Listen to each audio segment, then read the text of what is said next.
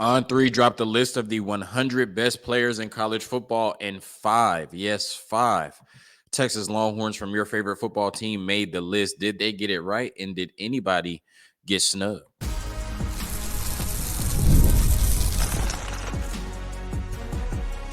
You are Locked On Longhorns, your daily podcast on the Texas Longhorns. Part of the Locked On Podcast Network, your team every day. Locked On Longhorns, the show. Jonathan Davis, your host. Today's episode of Locked On Longhorns is brought to you by LinkedIn Jobs. These days, every new potential hire can feel like a high-stakes wager for your small business. That's why LinkedIn Jobs helps find the right people for your team faster and for free. So post your job for free at linkedin.com/LockedOnCollege. And remember, terms and conditions do apply. On today's episode of Locked On Longhorns, I'm reacting to On3's top 100 players list that dropped last week, returning to college football this year. Or maybe there's some true freshmen on the list, but, top 100 players in college football this season. 5 Texas Longhorn players on the list. We react to that. In the second segment, Inside Texas, Eric Nahlin came up with his pass catcher projections for 2024, right? In terms of the tight end room and the wide receiver room overall, what he expects them to collect in terms of statistics, and then individually, what he expects each player to accumulate statistically over the course of the 12-game season. And so I react to that article. And then in the last segment, I tell you what I think it means that Quinn Ewers was one of the cover athletes for the return of NCAA football 2025. All of that and more on today's episode of Locked On Longhorns, part of the Locked On Podcast Network, your team every day. I want to give a quick shout out to, I don't even want to say shout out, but just hopefully everybody is safe in the Houston area. I live in Houston, so, obviously we dealt with the floods, a lot of water, a lot of wind, power being out, water being out, people being displaced. So if you're in Houston and had to deal with that or are still dealing with that, right? I know there's people that, didn't have power, didn't have water, and, really struggled mightily last week and are still struggling. So, my prayers and thoughts are going out to everybody in the Houston area. Like I said, whether you dealt with it for an hour, for a day, or you're still dealing with it, I'm thinking about you. Like I said, I live in Houston, so, I dealt with it firsthand as well. Talking about Texas, Locked On Longhorns today and the top 100 players. And, I just want to say that, I think this is a hell of an exercise to try, right? And, when you just had the NFL draft, like most of the 100 best players just got drafted to the National Football League, right? And so to, make a 100 best players list, right, really with no new data, I'm sure it could be super hard, right, going into next season when, like I said, the majority of the 100 best players in the sport just got drafted to the National Football League. And I'm sure, by the time you get to the end, you're just kind of like looking at stats, looking at players and just dropping them on a list somewhere, you know what I mean? But nonetheless, I respect trying to rank 100 players across college football. I guess it's not even the Power 5 anymore. It's the Core 4. I'm seeing that now. So I think that's cool. That's a cool pivot. But yeah, trying to, rank 100 players over 4 conferences could be crazy hard, right? Especially when we haven't had any data from the season up until this point. But that's what On3 and Clark Brooks did. And I appreciate them because in a time where, you're struggling for content, it's the summer and you're waking up like, damn, what am I going to talk about? You got these lists from people like Clark Brooks, right? Or ranking 100 top players in college football. You're like, damn, I could definitely talk about that, especially when not only does Texas have 5 players on this list, right? So 5 out of the 100 best players in college football, according to Clark Brooks, are Texas Longhorns. But on the 12-game regular season schedule, right, of course, we expect Texas to potentially play in the SEC championship and then the playoffs. So they're going to play more than 12 games, right? But in terms of the 12-game schedule that we have right now, Texas will face 17 players on this list. So just by watching Texas's games this year, right, from Colorado State to Texas A&M, based on this list of top 100 players by Clark Brooks, right, you will get a chance to see 22% of the best players in college football just by watching Texas' schedule this year. And that's one of the reasons that Texas went to the SEC, right? For the fan experience, for those bigger games, those bigger moments, playing against those better players, right? This is why Texas went to the SEC. I didn't even look, but I'm sure there aren't 17 players or whatever, right? And some of them are from Michigan, but I'm sure there weren't a whole bunch of players from the Big 12, right? I guess is what I'm saying. Like Texas took a step up in competition, right? And that's why like I said, on Texas' schedule alone, 22% of this list you'll see either in a Texas jersey or a team that Texas is playing against. When you look at it, it starts with number 4 in terms of the opponents that Texas will face on this list. Number 4, they have Carson Beck, quarterback, Georgia, the number 1 quarterback on this list. Number 6, they have Mason Graham, D lineman from Michigan. 7, Deion Walker, D lineman from Kentucky. 9, Malachi Stark, safety from Georgia. And then number 8, I don't know why they have it backwards on here, but Will Johnson, cornerback from Michigan. So Texas will play 5 players alone in the top 10 on this list this season. And then they also have Kelvin Banks, who's in the top 10 on this list as well. So 6 players in the top 10 on this list either play for Texas or are going to be on Texas' schedule this year. Then you got Kenneth Grant, D lineman from Michigan. He's ranked 25th, 27th. The tight end from Michigan, Colston Loveland. So, Michigan's still doing well without Jim Harbaugh. 32, Tate Ratledge, O-lineman from Georgia. 43, Nick Scourton, edge from Texas A&M. Number 50, Ernest Green, O-lineman from Georgia. 62, Donovan Edwards, running back from Michigan. Also one of the 3 cover athletes with Quinn Ewers on NCAA 25. Darian Brown, wide receiver, Kentucky. He comes in at number 69. Rod Moore, safety, Michigan, another Michigan player in the top 100, this time at number 75. Torrey Horton, wide receiver, Colorado State. All right, so it's not just the core 4. Texas will face off against him in week 1. Josiah Stewart, edge, Michigan, another Michigan player. What? Telling you what they think about Michigan, right? He's number 96. 97 is Michael Williams, edge with Georgia. And then number 99, Maxwell Hairston, cornerback, Kentucky. Right. So those are the 17 players in the top 100 list that Texas will face off against in their 12-game schedule. Right. And not including who they may play in the SEC championship or in the college football playoffs. So getting to the 5 players on the list now for Texas, they have Kelvin Banks at number 3, and I think that's more than fair. You're talking about a player who came in at one of the hardest positions in college football and has dominated from day one. Right. Look at it, what they said about Kelvin Banks on threes, tackle 1 from the 2022 recruiting class is on track to be offensive tackle 1, for the 2025 NFL draft. He's one of college football's premier pass blockers, and his 98.9% pass block win percentage is the best of all returning core 4 tackles. Like I said, the depth of the Pac-12, I'm going to miss the Pac-12, but I love the core 4. 4 is my favorite number. I like that a lot. So, something good came out of it. Like Denzel said, I'm leaving here with something. But seriously, 98.9% pass block win percentage for Kelvin Banks. He's just a stud, right? And he's that offensive tackle that you look at, just like Joe Alt in this last class, right? Where they just dominated for 3 years, and you just know it's not going to be a sexy pick. Like whatever team drafts Kelvin Banks, the fans are probably going to be upset, right? But then he's just going to end up being a dominant left tackle for the next 10 to 15 years in the National Football League. He's that guy, right? And if we're projecting him to be a top 10 pick in the NFL draft, and it would make sense that he's a top 10 player in college football and the second best offensive player, according to Chad Brooks, in college football. Number 3 overall, Kelvin Banks. I think they hit it out the park with that one. Number 12, Quinn Ewers, right? They have Quinn Ewers down at number 12. It's interesting. NCAA 25 cover athlete, potentially the face of college football this year, along with, potentially Travis Hunter and maybe some other players. The favorite at this point, or co-favorite to win the Heisman, is ranked as the 12th best player in college football, right? But because he plays the quarterback position, right, he probably will be prioritized as a top 5 player, in college football. And, if he has the type of season that we think he will, a top 5 player in the draft, just because of the importance of the position. What I also thought was interesting was, on this list, Chad Brooks had Carson Beck number 4. So I think he believes there's a gap between Carson Beck and Quinn Ewers. I haven't watched enough of Carson Beck to comment on that either way. He had Jackson Dart either at 13 or 14, right? And so he views Quinn Ewers and Jackson Dart pretty comparably, right? If not in the same class.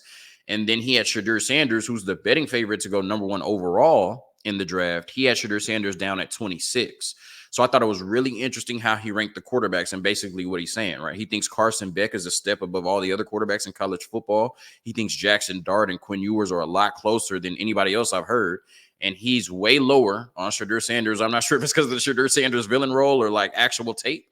But yeah, Shadur Sanders down at 26. So I thought that was interesting. Quinn Ewers is one of college football's chief offensive executives. Deadly off play action and carving up opponents in the mid-range. He can fire passes from a bevy of platforms and use a variety of speeds to find his targets downfield. I think this is fair, right? I think when we look at Quinn Ewers, obviously we prioritize the position. He's one of the most important most important players in college football. But I think if you're just getting rid of the position, we're talking about pure football players, I would probably have Quinn in the top 10 to 15 in the country. So I think number 12 is fair.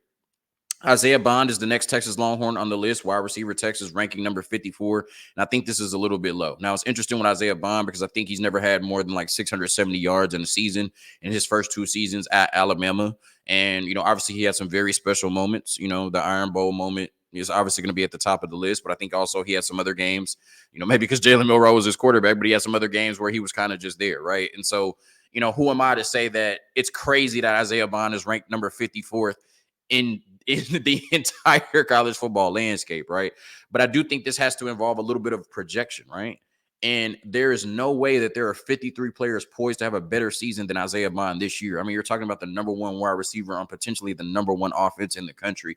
And I don't think there's any scenario where Isaiah Bond is not a top. I'll just be safe and say he's not a first round pick next year, right? I don't even, you know what I mean? I don't think there's any scenario in which Isaiah Bond is not a first round pick in the 2025 NFL draft, the way that he's going to be featured in this offense this year. So based on what he's done the first 2 years at Alabama, maybe you can make the argument there's 53 players better in college football. But like I said, if we're factoring in this season, you cannot tell me 53 players are poised to have a better season than Isaiah Bond. I think number 54 is a little bit low. A newcomer to the 40 acres, Bond showed his big playability during the spring game on a long touchdown catch and run, while Jalen Milroe had a rocket arm that helped Bond be a major downfield target for Alabama.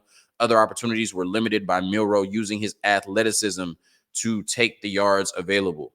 Bond will be asked to continue to threaten deep coverages, but has a chance to prove to be a reliable target, 15 yards and in. The next one is Trey Moore, number 73. Moore is one of 2 Group of 5 transfers to join the Longhorns during the 2 transfer windows. He helped UTSA to a strong 2022 season, then a fantastic 2023 year in the AAC, where he earned the league's Defensive Player of the Year award. The Longhorns are hoping Moore can replicate his 17.5 tackles for loss, 14 sack season at the SEC level. You talk about 22.5 sacks over the last 2 years. Has he proved it yet at the Power 5/Core 4 level, right? No, he has not, right? But when you've been able to have that type of production, even at a school like UTSA, I think that definitely warrants being one of the top 100 players in college football. So shout out to On3 for having Trey Moore at number 73 on this list. And then I was surprised that this was the 5th player. And he's actually kind of high, right? I mean, it's 85 out of 100, but that's still, 14 players ranked lower than him, right? Jake Majors at center, right? And I think center is one of the most underrated positions in football, right? If it's not.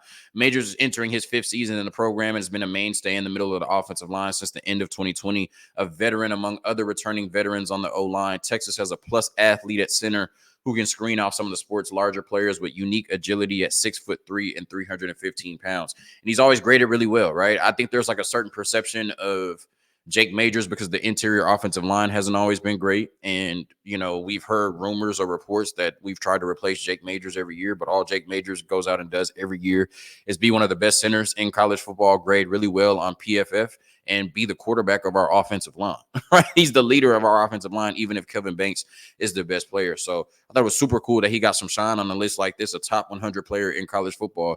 And like I said, he's not just barely on the list. He's sitting squarely on it at number 85. Now, there were 3 players that I thought potentially were snubbed. And like I said, it's going to be hard to rank a list of 100 players in college football. So none of these are drastic snubs. I don't think, Chad Brooks is crazy or anything like that. But these are 3 players that I genuinely think are among, or at least in the conversation for top 100 players in college football. The first one, I don't think it's a debate. I think Anthony Hill is squarely a top 100 player in college football. Maybe you didn't have enough of a data point with only 1 season last year. I get that. But like I said, you cannot convince me that there are 100 players in college football right now better than Anthony Hill. The second one is Malik Muhammad. I get it. You know what I mean? Like I said, only 1 year. Didn't even start the whole season. Could be hard to quantify what a corner does, outside of a PFF grade and a bunch of interceptions. But I thought Malik Muhammad definitely came in and solidified that corner position for us last year. And I just don't believe that there's 100 players in the country better than Malik Muhammad. But obviously, I'm not mad that he's not on this list. Right? I completely understand that.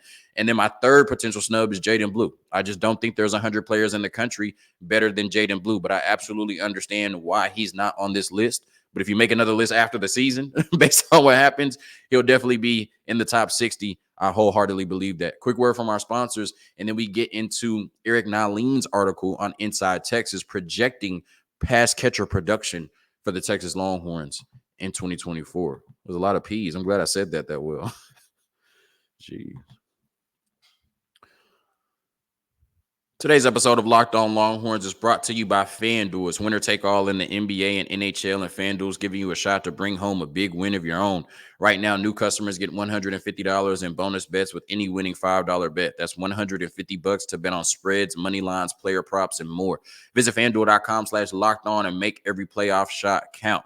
FanDuel, America's #1 sportsbook. So really, I just want to say, such a cool time for, Dallas sports. You have the Mavericks competing for a championship. You have the Stars competing for a championship. Hopefully my Rangers can get it together, and defend their crown, at least make it to the playoffs.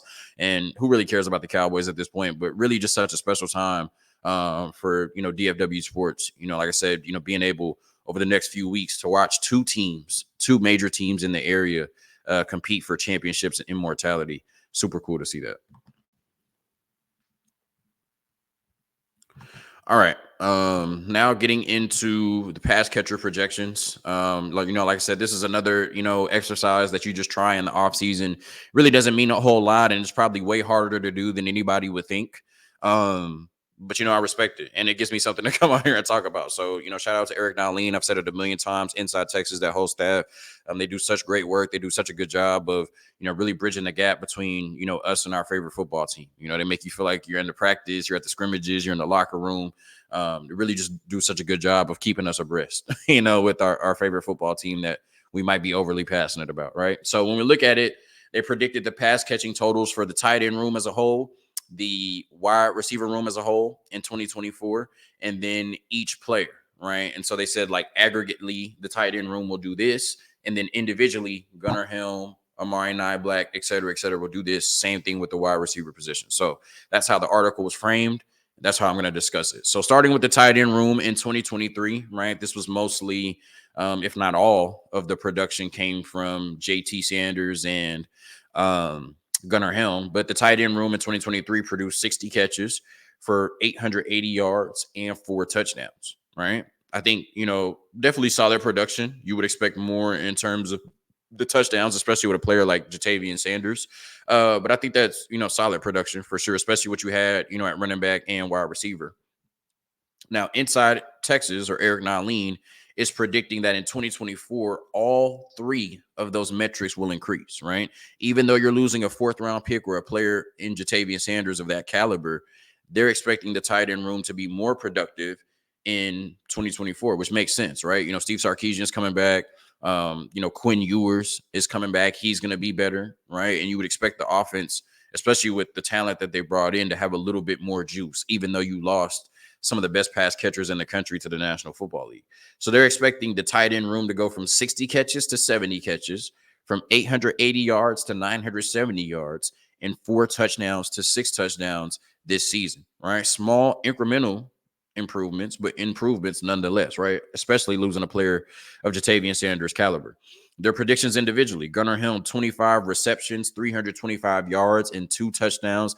That seems a little bit low for tight end 1, but when you look at it, they have Amari Niblack at 30 receptions, 420 yards, and 4 touchdowns. I think combined, those 2 players could go for about 50 catches, 700 yards, and 6 touchdowns. I'm just not sure that Amari Niblack will be the biggest beneficiary, right? Gunnar Helm has a rapport with Quinn Ewers. Gunnar Helm has been in this offense for 3 years.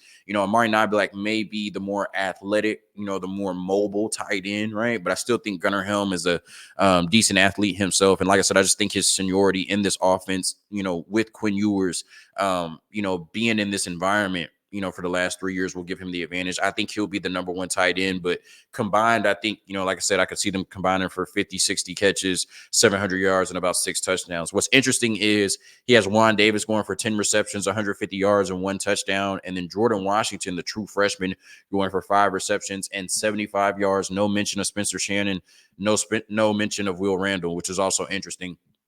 But I think when you look at it, would I expect our 3rd and 4th tight end to get 15 catches, 225 yards, and a touchdown this year? Probably not. But I also think this Texas football team is so good, and there's at least 4 games on the schedule, right, in terms of Vanderbilt, Colorado State, UTSA, and ULM at least, where those games should be over by the fourth quarter. At least those 4 games, if not more.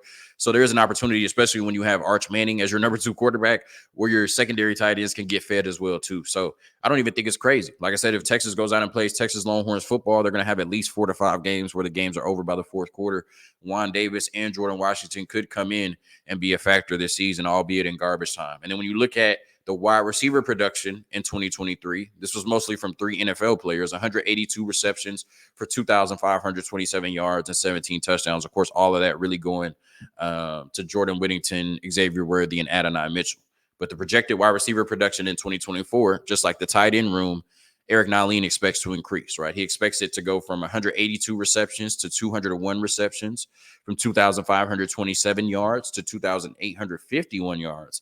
I think the biggest metric or, stat point that's interesting is he has the wide receivers going from 17 touchdowns in 2023 to 25 touchdowns in 2024 on only 19 more receptions, right? 182 receptions to 201 receptions, but 17 touchdowns to 25 touchdowns. That's a huge jump, right? 8 touchdowns on 19 more receptions. But I do think we have the potential to have a very explosive wide receiver room. I said we can go 6 deep. And in my experience at the University of Texas, this is the first time we've ever been able to go 6 deep, right? Really be comfortable about all 6 players you're putting in there. Now, there's 2 things that I have question marks about in terms of his individual stats that he gave the players. And I guess I'll read them first and then, go in after that. Isaiah Bond, 62 receptions, 868 yards, 7 touchdowns. Matthew Golden, 54 catches, 783 yards, 7 touchdowns.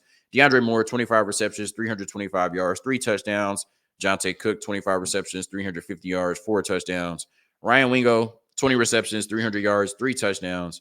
Silas Bolden, he admitted he didn't even know how to mark his production for 2024, but 15 receptions, 225 yards, and 1 touchdown. And my 2, gripes I have with it, I've already acknowledged how hard it is to do a list like this. It's not serious.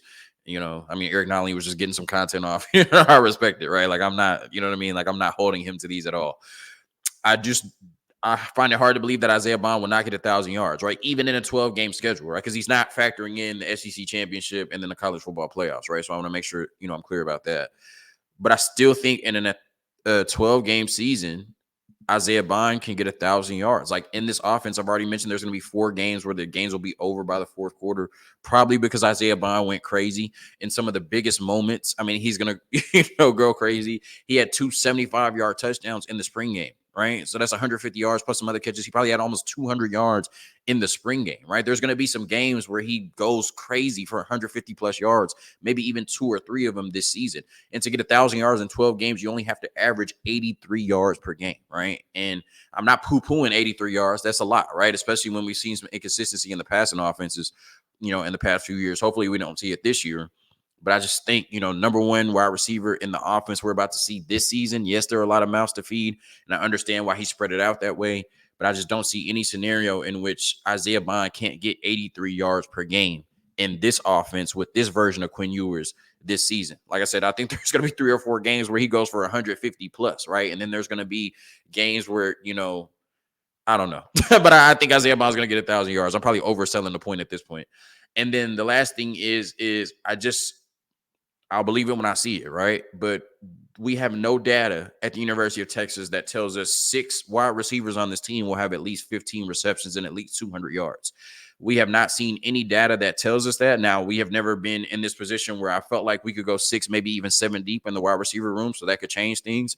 But like I said, we have no history or no data that tells us that Steve Sarkisian will use 6 different wide receivers to the tune of 15 receptions and 225 yards when the running backs and tight ends still got to eat. And we know Steve Sarkisian, right? When a score gets to a certain point, he turns into that power run. We just going to get out of here, you know what I mean, with the dub. So, we'll see. But I would love for 6 wide receivers to be a focal point of this offense because all 6 of them can ball. Like, seriously. All right. All 6 of them can ball. Quick word from our sponsors, and then I get into what it means for Quinn Ewers to be on the NCAA 25 cover.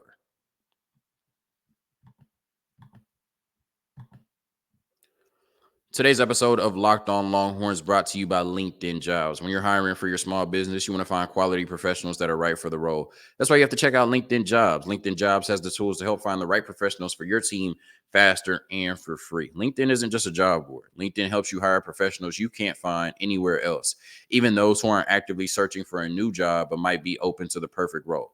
In a given month, over 70% of LinkedIn users don't visit other leading job sites. So if you're not looking on LinkedIn, you're looking in the wrong place. On LinkedIn, 86% of small businesses get a qualified candidate within 24 hours. Hire professionals like a professional on LinkedIn. Post your job for free at linkedin.com/lockedoncollege. That's linkedin.com/lockedoncollege to post your job for free. Terms and conditions do apply. Okay, so Quinn Ewers, we found out really last week, maybe even the week before, that Quinn Ewers was on the cover of NCAA 25 along with Michigan running back Donovan Edwards and Colorado, corner/wide receiver Travis Hunter, just football player. And, I think it's super cool, right? This is one of the most anticipated game releases of all time, especially, in the last decade. People are really excited about this game. I think it's going to dominate the conversation when it comes out in July. And to be one of the cover athletes on a legacy game, right? The return of the series, right? Regardless of what happens for the remainder of the series, NCAA 25 will always be like, one of the most legendary or impactful games in the series, right? And to be on the cover of that, I think is special. But I think it means three tangible things, right? Like, I think it means a lot, but tangibly, I came up with three things that I think it means, right? I could be crazy. I could just be mouthing off whatever, but I think it means these three things for me. One, it's legacy. Like I said, what the game means, right? This is the return of, one of the most, popular video games ever, right? I guess, yeah, it was the return of one of the most popular video games ever. Certainly one of the most popular sporting titles ever. People have been waiting on this game for 10 years, right? And like I said, NCAA 25, because of what it means, right? Because of the return after 10 years, just NIL, the new culture of college football, this game will be revered, right, for the rest of eternity. And Quinn Ewers will be on the cover of this game that is that impactful, right? Like I said, this is one of the most anticipated video game releases of all time. And Quinn Ewers will always be on the cover of this video game. No matter what happens this year, no matter what happens in the National Football League, Quinn Ewers will always be on the cover of this video game, one of the most anticipated releases of all time, right? That's legacy. The second thing is it means he's one of the faces of college football. I think every year we have players at multiple positions, especially at the quarterback position, that come in and are the faces of college football. I think last year was players like Marvin Harrison Jr., Brock Bowers, Caleb Williams, right? Before that, it was Bryce Young, CJ Stroud, et cetera, et cetera. Like, the list can go on and on. But essentially, we've had like faces of the sport, right? And I think even though the last 2 years, Quinn Ewers has been a high-profile player, he hasn't been one of the faces of college football. Now, with him being on NCAA 25, with Texas being a legitimate national championship contender, with him being a Heisman favorite coming into the season, he is one of the faces of college football, right? Like, when we look at the players to watch coming into this season for college football, Quinn Ewers is at the top of that list, right? And everything Quinn Ewers does this season is going to be hyper analyzed because he's one of the faces of college football, because Texas has a legitimate chance to win the national championship, because he's a Heisman contender, and because he is projected to be one of the first quarterbacks taking in the next draft, right? Everything Quinn Ewers does is going to be talked about at an extreme level this season. Oh, not to mention Arch Manning is his backup, right? So Quinn Ewers absolutely is one of the faces of college football this season, and that was solidified by him being on the NCAA 25 cover. And the last thing I think it means is it's his Heisman to lose, right? We're human beings, right? The people that vote on the Heisman are human beings, right? So they have favorites. They have people that they prop up before the season even starts, right? When you come into the season, just like last year where it was Caleb Williams, or the year before where it was Bryce Young and CJ Stroud, you come into the season, there is a Heisman favorite right before the season even starts. And then it's really the Heisman favorite's job to maintain their status as the Heisman favorite by winning games and putting up ridiculous stats, right? Like Caleb Williams, it was his Heisman to lose last year when he came into the season. But then USC struggled. They lost 5 games and they had to pivot to another candidate. I think this year, Carson Beck and Quinn Ewers are the Heisman favorites. And I think they're both going to have the requisite stats and wins, right, to maintain themselves as 1 and 2 as the Heisman favorites throughout the season, right? Or at least be in the conversation the entire season. But I think because Quinn Ewers has the marketability that Carson Beck doesn't, because I think Quinn Ewers will have better stats because he'll be in a better offense. Like I said, that game between Texas and Georgia will go a long way in deciding it. But I do think Quinn Ewers being one of the faces of college football, being more marketable, we know a lot more about Quinn Ewers' story and how he got here. The only thing I can tell you about Carson Beck is his name is Carson Beck. He plays quarterback for the University of Georgia. And with him being on the NCAA 25 cover, I think he is the kind of human being favorite, right, coming into the season as the Heisman favorite. And I think that if he puts up the stats we think he'll put up, and if Texas wins at the level we think they'll win at this year, then I certainly think it'll be his Heisman to lose unless Carson Beck just shows out in Austin, Texas on October 19th. And of course, with our defense, we don't expect that. But Chad Brooks has him as the 4th overall player in college football. So maybe Chad Brooks expects that. Thank you for tuning in to another episode of Locked On Longhorns, part of the Locked On Podcast Network, your team every day. Once again, prayers out to everybody in the Houston area that has dealt with adverse weather over the last couple of weeks. Hug 'em. Peace.